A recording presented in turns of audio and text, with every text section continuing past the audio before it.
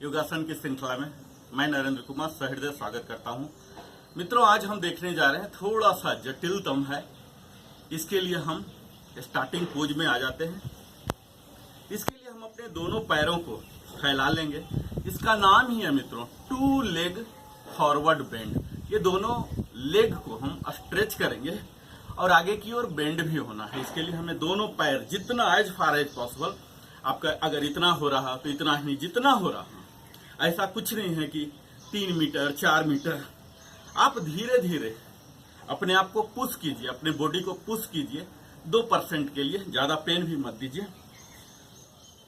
ये हमारा starting pose होगा और यहां से हम इनहेल करता हुआ अपने दोनों हाथों को ऊपर उठाएंगे, पूरे बॉडी को स्ट्रेच करेंगे, स्पाइन को स्ट्रेच करेंगे, गर्दन को सीधा स्ट्रेच करके पूरा इनहेल, और अब एक्सहेल करते हुए फॉरवर्ड बेंड होंगे और दोनों हाथों से दोनों टोज को पकड़ने का प्रयास करेंगे और वहां 5 ब्रेथ तक बने रहेंगे। तो आइए एक्सहेल कीजिए, दोनों हाथों को फैलाइए, आगे की ओर होइए, ये दोनों टो को पकड़ लीजिए।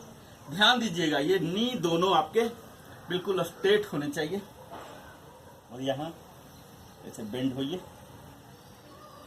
आप कोशिश कीजिए आपका फोरहेड ग्राउंड पर आ जाए, फ्लोर पर आ जाए, जितना हो रहा कीजिए। स्लोली स्लोली स्लोली कीजिए, एक्सेल करते जाइए।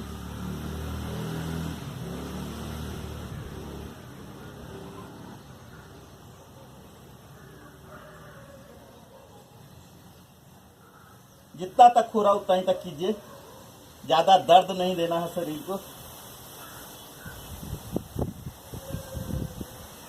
यहां तक और यहीं से इनहेल करता हुआ फिर से ऊपर, फिर से कीजिए, एक्सहेल, नीचे जाइए, एक्सहेल करता हुआ जितना स्ट्रेच कर सकते हैं आउट स्ट्रेच।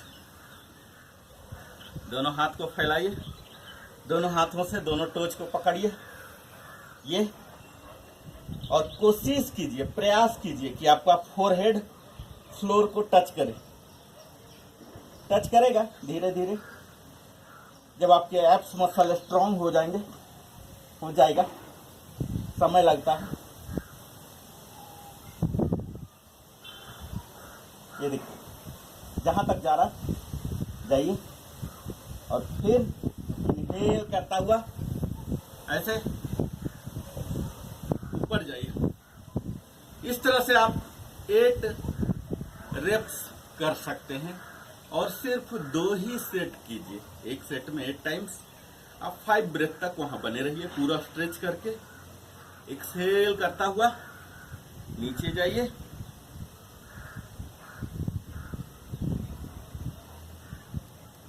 ये देखिए यहां 5 ब्रेथ तक बने रहिए और इनहेल करता हुआ ऊपर आइए। ये 2 लेग फॉरवर्ड बेंड में क्या होता है मित्रों, जब हम अपने दोनों पैर को आउट स्ट्रेच कर रहे हैं तो हम इनर थाई को पेन दे रहे हैं, स्ट्रेच कर रहे हैं ये मसल, और जब स्ट्रेच करेंगे वहां ब्लड सर्कुलेशन बढ़ेगा और ये मजबूत होंगे, फ्लेक्सिबल होंगे।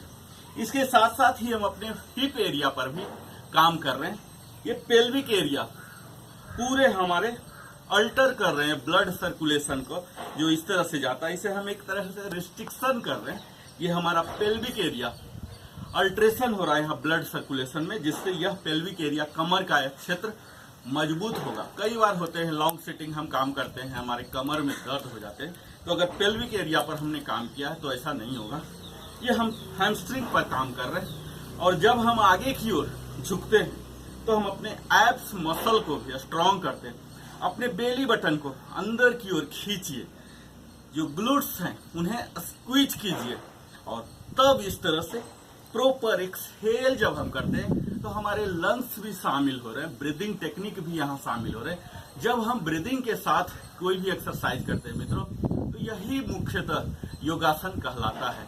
जब हम सांसों के साथ करते हैं तो यही कसरत से अलग हो जाता है, क्योंकि यहाँ हमें सांसों को कनेक्ट करना है। जब भी हम अपने शरीर को छोटा करते होते हैं तो हम एक्सेल करते हैं, यानी कि अपने शरीर से एक्स्ट्रा वायु को निकाल के शरीर को कंट्रैक्ट कर लेते हैं। और जब बड़ा करना होता है तो हम इनहेल करके ज्यादा से ज्यादा हवा को लेके अपने शरीर को बड़ा कर लेते हैं। तो आइए हम ये आउट स्ट्रेच कर लिए, दोनों हाथों को ऊपर ले जाना है, इनहेल करता हुआ, इनहेल और एक्सहेल करता हुआ बेंड होना है। और साथ में ही अपने दोनों हाथों को भी स्प्रेड करना है, दोनों टोज को पकड़ने के लिए।